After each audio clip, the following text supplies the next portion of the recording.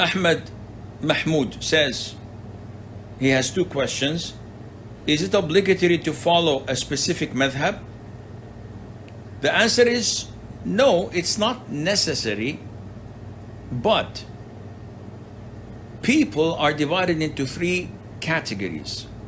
You are either a scholar or a student of knowledge or a layman. You're definitely not a scholar because you are here watching me.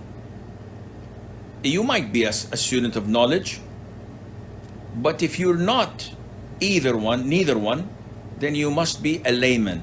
And what do we mean by a layman? A layman can be a professor in university, can be a scientist in physics or mathematics, but in Islamic studies, he is classified as a layman. He cannot tell the difference between an ayah or a hadith.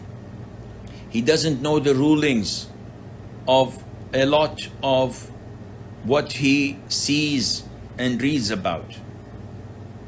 Now, if this is the case, then such a layman is obliged to follow a scholar in everything that the scholar says.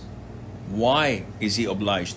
Because this layman does not possess the ability to distinguish between evidences, and hence he would be like a small rowing boat in a storm in the ocean. Therefore, he has to follow one particular scholar among the living. If not, then he has to follow a school of thought that he believes in and entrusts because of his disability or inability to know what is right and what is wrong. Now, if he evolves and becomes a student of knowledge, capable of searching and comparing apple to apple, knowing where the scholars got their evidences from and evaluating it and coming with a conclusion based on knowledge, proper knowledge, and not based on his whims and desires, in this case, he is able to do that.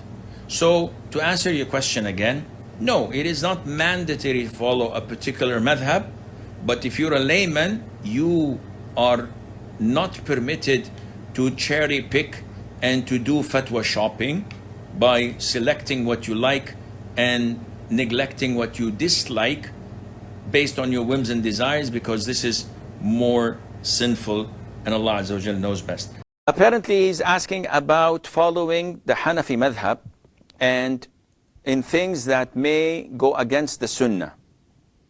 And he says, would I be losing the rahmah of Allah Azza wa Jalla, the mercy of Allah, because I'm not abiding by the Sunnah, or I'm not following other schools of thought that follow the Sunnah in this particular issue?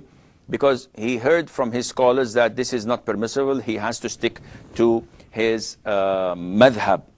And I think he mentioned something about the timings of Dhuhr and Asr prayer and maybe Fajr prayer, as we know that there is a difference between Fajr and Asr in the Hanafi madhab than the rest of the madhabs. So in a nutshell, we as Muslims are ordered to follow the Prophet ﷺ. Now, this requires that you have knowledge of the Sunnah of the Prophet ﷺ, and whether it is authentic or not. And you have to know whether it is abrogated or not. So this requires that you may have to have some knowledge of the fundamentals of fiqh, usul al-fiqh, so that you can apply this. And you have to have a bit of vast knowledge of the Sunnah as a whole, so that you don't take something that has been generalized or had been specific in another hadith. So if Allah Azza wa Jal tells us that do not eat the dead meat, and then you are stranded and you say, I cannot eat dead meat, he said, no, Allah said and told you that if you are in a distress, in a necessity, it becomes mandatory for you to eat from it so that you would not die. So in essence, you as a Muslim, you're supposed to follow the Quran and the Sunnah. However, not everyone is equipped, not everyone is capable of understanding the Quran and Sunnah by themselves. So those who are unable, they must follow a school of thought. They must follow a scholar that they trust, not only his knowledge, but also his moral conduct, his commitment, his piety, and being righteous. Because there are so many with PhDs and with lots of knowledge, but they don't fear Allah Azza wa Jal. Or they have bad character. They slander, they talk foul language, they maybe deal in riba, so they're not walking the talk. No, you should not follow those. Now, when we come to someone who's layman, he says, I have no idea of which is right and which is wrong, we tell him, stick to your madhab. So if you're a devoted Hanafi, remain to be devoted Hanafi until you are able to differentiate. As for the time of Asr, this is a very big problem, because we know that the Hanafi madhab, they postpone and delay Asr by approximately half an hour to 40 minutes from the actual time. And they have evidences of their own which are contradicted by other evidences from the Sunnah. And yet they abide by it. And this is not a problem when it comes to Asr, because Asr's time can be a little bit flexible in the sense that you can pray it in the beginning of the time, in the middle of the time, just before the end of the time of Asr. The problem is that when you decide that the appropriate time for Asr is in the middle of the time, and someone who did not pray Dhuhr knows that the end of the Dhuhr prayer is the beginning of Asr prayer. This means that this person has prayed Dhuhr not in its time. He prayed it in the beginning of the time, the actual time of Asr, which means that his prayer is invalid. So this is a very dangerous, one should pay attention to, and Allah Azza wa Jal knows best.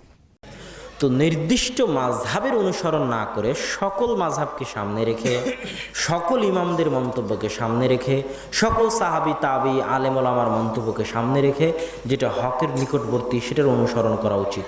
তা আপনি বলবেন এত কিছু যে আমার জ্ঞান নেই, তাহলে এমন আলেমকে খুঁজতে হবে যে আলেমের এই জ্ঞানটুকু আছে, যিনি নির্দিষ্ট মাযহাব অনুযায়ী ফতোয়া দেন না, কিন্তু সব মাযহাব দেখে, সব আলেম ওলামার মত দেখে ফতোয়া দেওয়ার মতো ক্ষমতা আছে।